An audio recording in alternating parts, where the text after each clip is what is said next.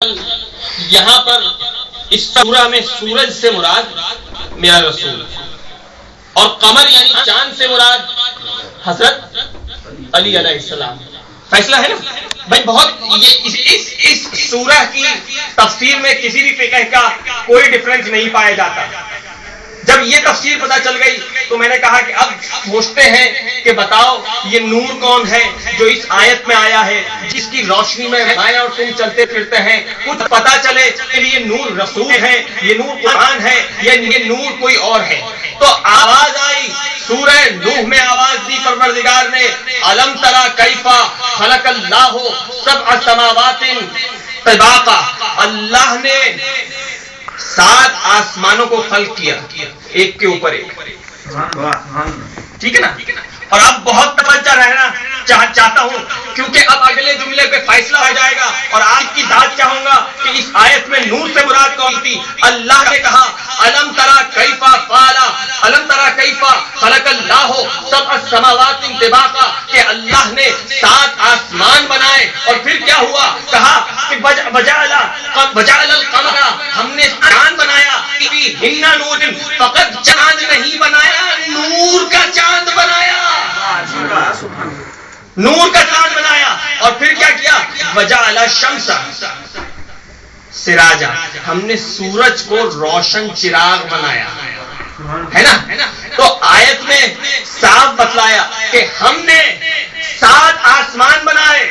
جب 7 آسمان بنا دیے تو سورج کو نور نہیں کہا, آیت نے صاف صاف کہا سورج ہے روشن چراغ. ہم نے چاند کو نور بنایا. تو اب سمجھ میں آیا کہ میری پچھلی آیت میں جو اللہ نے نور کہا وہ دراصل چاند کا ہے, اور سورج و شمس میں پتا چلا کہ چاند کوئی اور نہیں, امیر کل مولا کائنات حضرت علی ابن ابی طالب ہے. بے شک بے شک. اللہ باز بلند.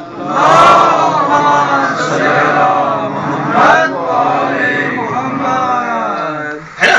تو چاند کوئی اور نہیں, مولا کائنات ہے. اور چاند کو آیت کہہ رہی ہے ہم نے نور کا بنایا, اور سورج کو دمکتا ہوا روشن چراغ بنایا. تو یہ ہے کردار, یہ ہے بلندی نور کی کہ اس کی روشنی میں تم چلتے پھرتے ہو. تو چاند ہے نا. اب ایک چاند ہے.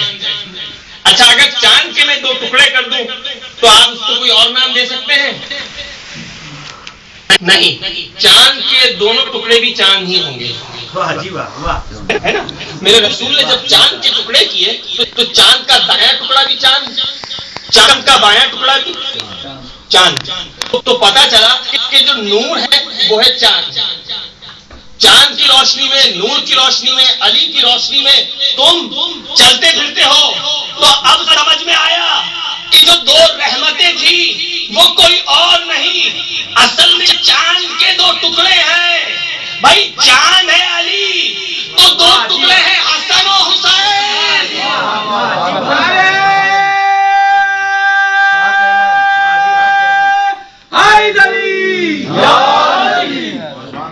سمجھ میں آئی 2 رحمتیں. تو 2 رحمتیں کون ہیں؟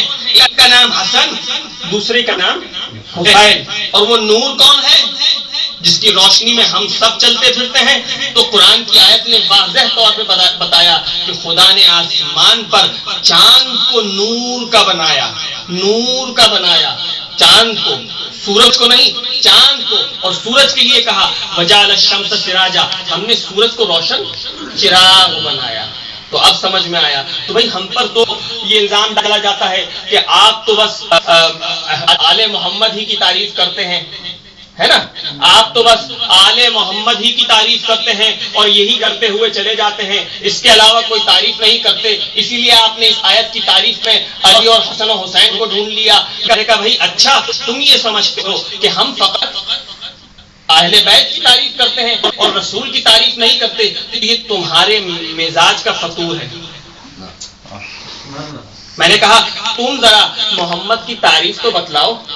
تو کہنے لگا آپ شفیع المذنبین ہیں, آپ سراج منیر ہیں, آپ طٰہٰ ہیں، آپ مزمل ہیں، آپ مدثر ہیں، آپ کالی کملی کے اوڑھنے والے ہیں، آپ طاہر ہیں، آپ مطہر ہیں، آپ نور اول ہیں، آپ خلق اول ہیں، آپ جسم اول ہیں، آپ وجہ سبب کائنات ہیں، آپ رحمت للعالمین ہیں، آپ خاتم النبیین ہیں، آپ شفیع مذنبین ہیں، آپ افضل المخلوقین ہیں، آپ رحمت للعالمین ہیں۔ اور وہ تعریف پہ تعریف کرتا ہوا چلا گیا۔ جب رک گیا تو میں نے کہا کہ بس اتنی ہی تعریف تھی میرے رسول کی؟ اگر اتنی تعریف ہے تو تم نے کیا خاص تعریف کی؟ سنو، چند لفظوں میں تعریف کچھ اس طرح سے ہوتی ہے رسول کی۔ ہم علی اور اہل بیت کی، آل محمد کی تعریف نہیں کرتے، ہم تو دراصل رسول کو پہچانوانا چاہتے ہیں اہل بیت کے ذریعے سے۔ تو اب سنو، تعریف محمد کی کچھ اس طرح ہوتی ہے کہ جس کے دل کو فاطمہ زہرا اور امامے کو علی کہتے ہیں، اس کے دائیں بازو کو حسن، بائیں کو حسین ابن علی کہتے ہیں۔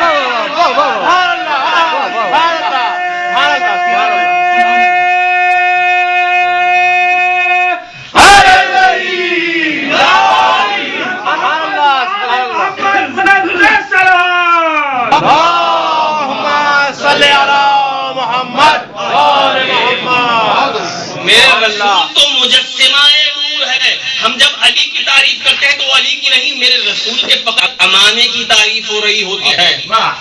ہم جب حسن کی تعریف کرتے ہیں تو حسن کی نہیں، میرے رسول کے فقط ایک بازو کی صفت ہے حسن، دوسرے بازو کی صفت ہے حسین۔ میں نے کہا سنو، اور سنو گے کہ اور کیا کہتے ہیں تو سنتے جاؤ کہ سنو، جس کے دل کو فاطمہ زہرا، امامے کو علی کہتے ہیں، اس کے دائیں بازو